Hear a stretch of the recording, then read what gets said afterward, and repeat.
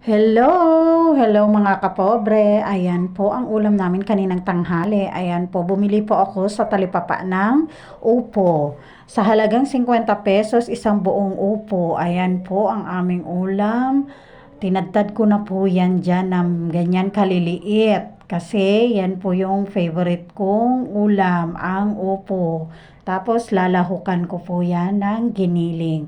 Ayan, naghiwa na po ako ng sibuyas. Actually, ang sibuyas mahal na rin ngayon mga kapobre ha.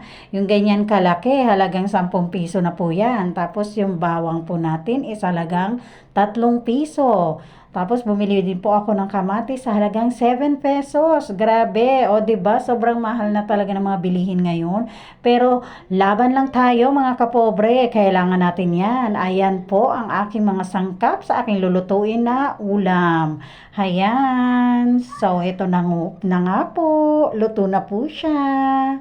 So tara na mga kapobre, kain na po tayo.